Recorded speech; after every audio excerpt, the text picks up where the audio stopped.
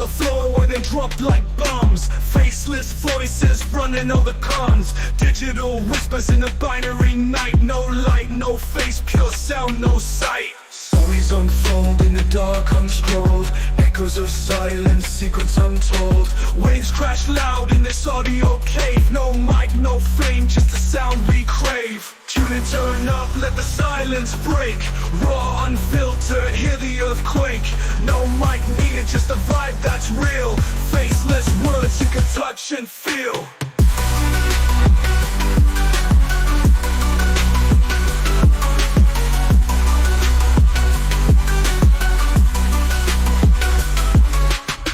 In shadows, voices untamed. No need for spotlight, no claim to fame. Just a beat of life in a stream of thought. Every word a punchline, no need to be taught. Just listen close, no visuals needed. Raw conversation, unprocessed, unseated. Feel the pulse in every sentence said. No distractions, just thoughts in your head. Whispers of the streets, rumbling through. Faceless yet vivid, a world in view. No mic, just souls, connecting in flow. Pure and raw, let the rhythm go.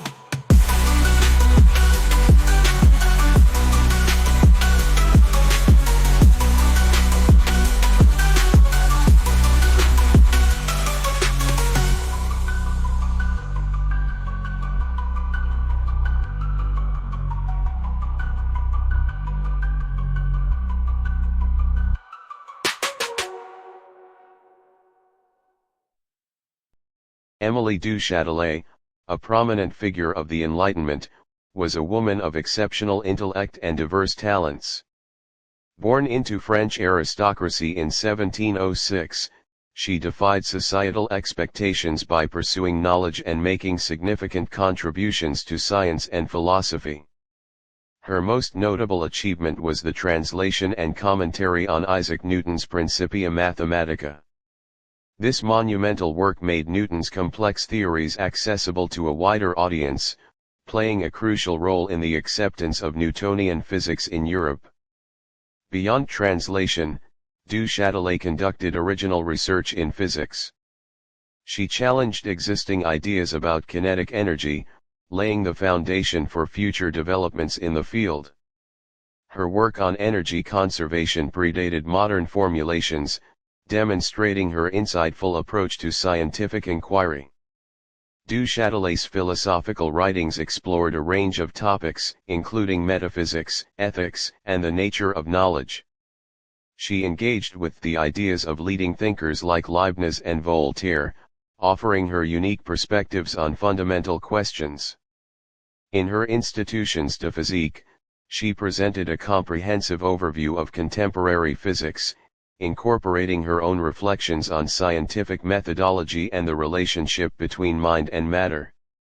Her philosophical contributions extended to discussions on women's education and their role in society, advocating for greater intellectual opportunities for women.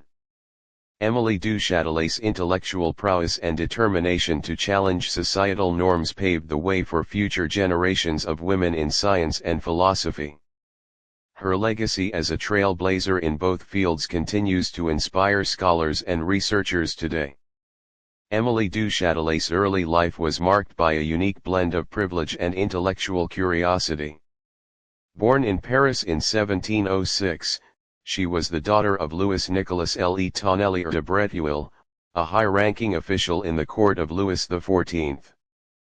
This aristocratic background provided her with access to a world of social gatherings and intellectual discussions, shaping her early development. Despite the societal constraints placed on women at the time, Émilie's father recognized her exceptional intelligence and fostered her intellectual growth. He ensured she received an education that was far from typical for girls of her era. She was tutored in various subjects, including mathematics, science, literature, and languages. This unconventional education nurtured her inquisitive mind and laid the foundation for her future achievements. Émilie's early life was also influenced by the intellectual circles that frequented her family's salon. She was exposed to the ideas of prominent writers and scientists, sparking her interest in scientific inquiry and philosophical debates. This exposure, combined with her father's encouragement, fueled her passion for learning and critical thinking. One example of this was her free adaptation of Bernard Mandeville's satirical poem, The Fable of the Bees. This poem, originally published in 1714 and then in expanded form in 1723, was a controversial work that explored complex themes related to ethics, economics, and gender norms, sparking widespread debate among intellectuals throughout the 18th century. Du Châtelet's decision to translate and, importantly, adapt this work suggests her interest in these ongoing discussions. Rather than simply providing a direct translation, she incorporated her own interpretations and perspectives, making it a unique work that reflected her own philosophical leanings and contributing to the ongoing conversation surrounding Mandeville's provocative ideas. Émilie du Châtelet, a prominent figure of the Enlightenment era, was known for her sharp intellect and willingness to challenge established ideas. One area where she demonstrated this was her critique of John Locke's philosophy, particularly his views on thinking matter. Locke, a highly influential philosopher, argued that it was possible for matter to think. This idea was controversial, as it challenged traditional notions of the soul and consciousness.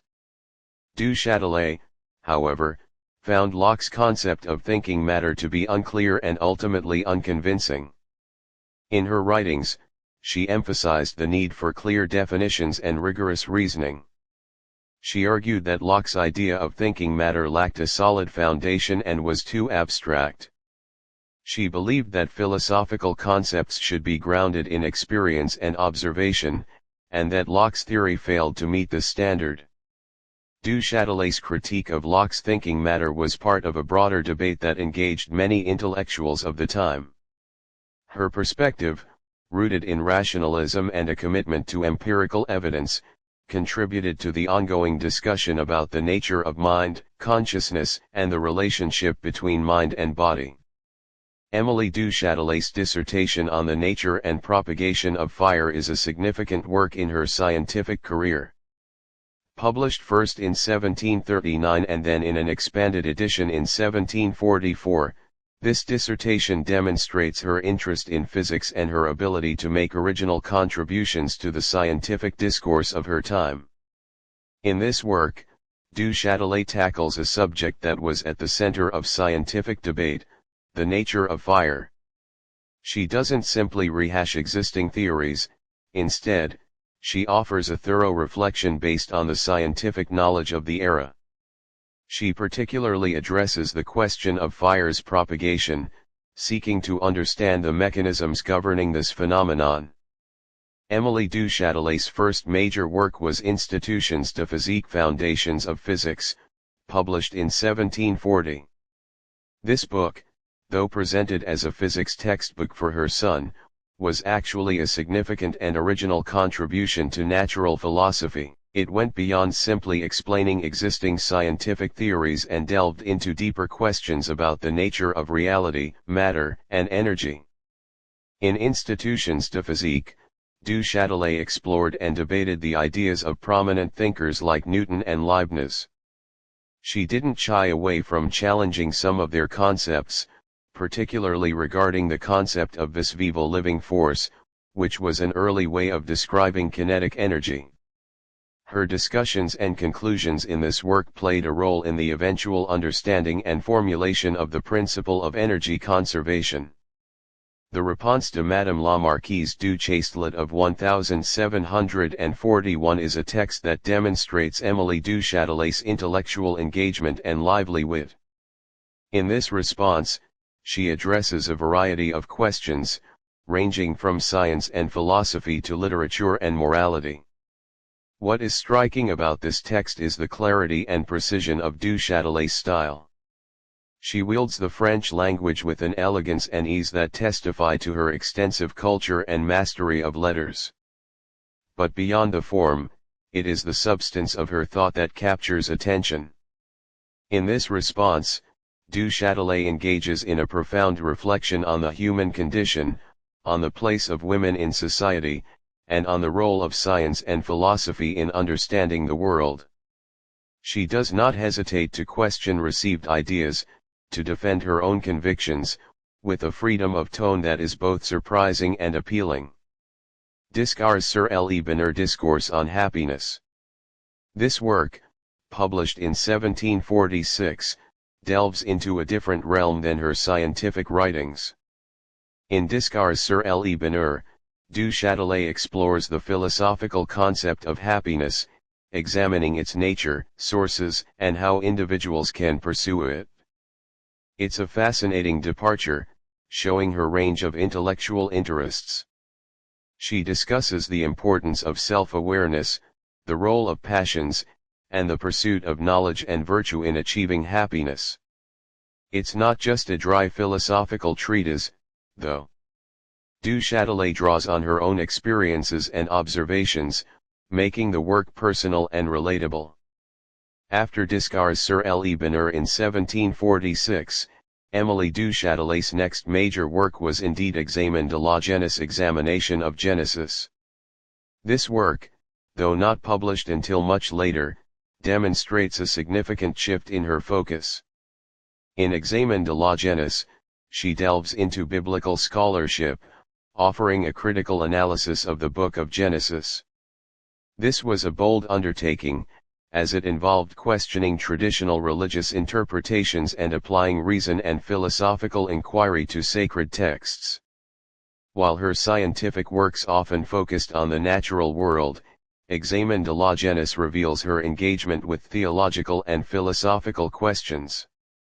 It showcases her critical thinking skills and her willingness to challenge established ideas, even in the realm of religion. Principia Mathematica is a cornerstone of modern physics, laying out Newton's laws of motion and universal gravitation. However, it was written in Latin and used complex geometric arguments, making it inaccessible to many. Émilie du Châtelet's magnum opus is generally considered to be her translation and commentary on Isaac Newton's Principia Mathematica. While her Institutions de Physique and other works were significant contributions, it was her work on the Principia that cemented her legacy. This monumental undertaking, completed near the end of her life, was published posthumously. The first part appeared in 1756, and the full, complete version, including her extensive commentary, was published in 1759. This translation and commentary made Newton's complex and groundbreaking theories accessible to a wider audience in France and beyond, playing a pivotal role in the dissemination and understanding of Newtonian physics. It wasn't just a simple translation, her insightful commentary clarified difficult concepts and helped to solidify the acceptance of Newton's revolutionary ideas.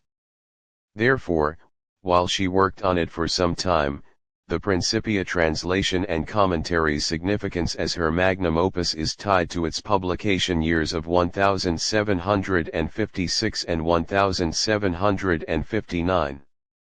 Émilie du Châtelet and Voltaire had a significant and complex relationship that spanned roughly 15 years, from 1733 until her death in 1749. Their connection was multifaceted, encompassing intellectual collaboration, romantic involvement, and deep friendship. They shared a passion for knowledge and engaged in lively discussions on philosophy, science, and literature. Voltaire, a renowned writer and philosopher, greatly admired du Châtelet's intellect and considered her his intellectual equal.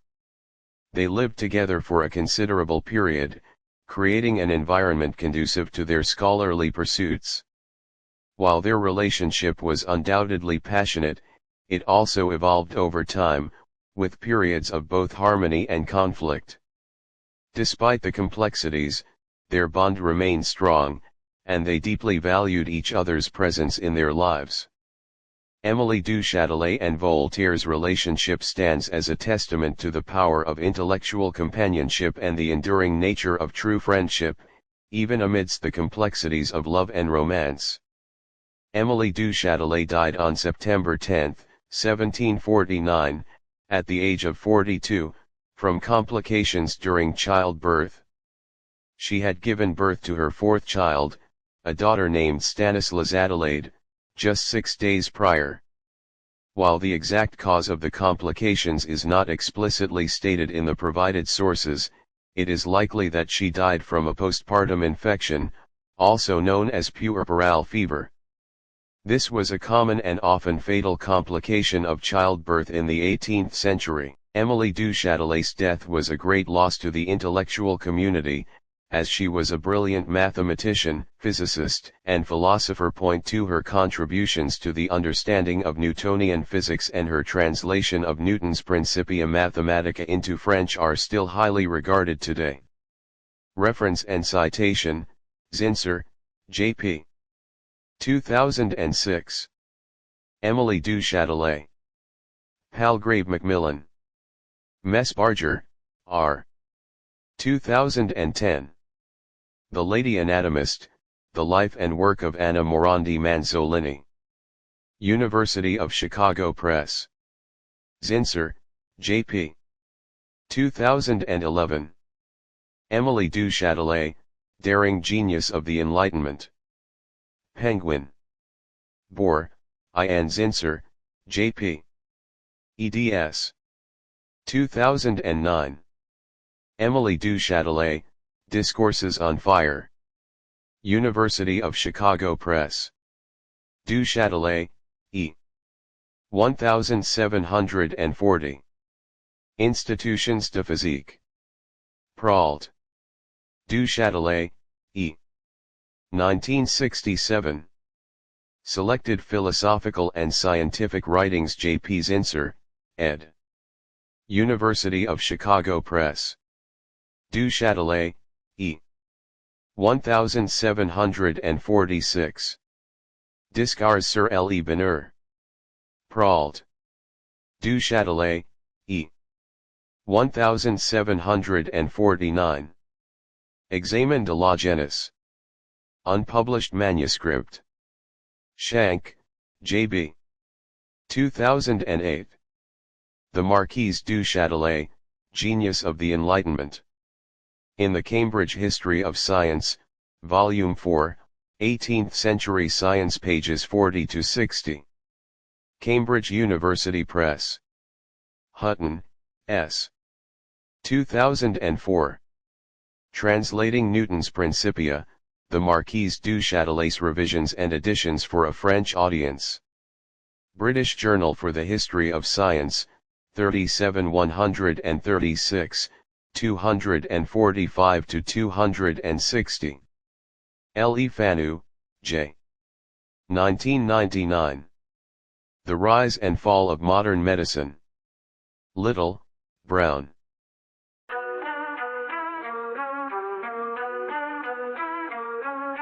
Mics on the floor where they drop like bombs. Faceless voices running all the cons. Digital whispers in a binary night. No light, no face, pure sound, no sight. Stories unfold in the dark, unscrolled. Echoes of silence, secrets untold. Waves crash loud in this audio cave. No mic, no fame, just the sound we crave. Tune in, turn up, let the silence break. Raw, unfiltered, hear the earthquake. No mic needed, just the vibe that's real. Faceless words you can touch and feel.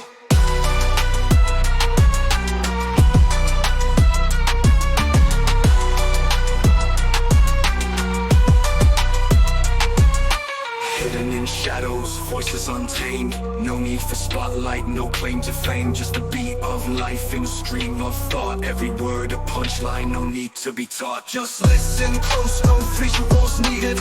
Raw conversation, unprocessed, unseated. Feel the pulse in every sentence said. No distractions, just thoughts in your head. Whispers of the streets, rumbling through.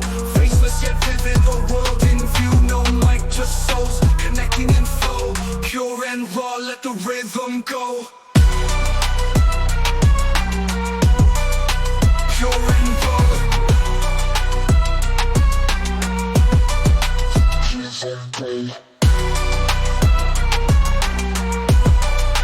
Pure and raw.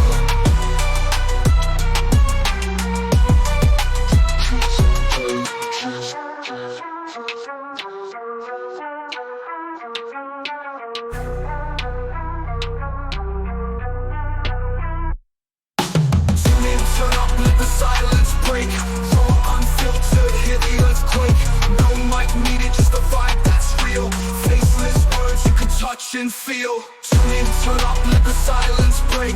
Raw, unfiltered, hear the earthquake. No mic needed, just a vibe that's real. Faceless words you can touch and feel. Pure and raw.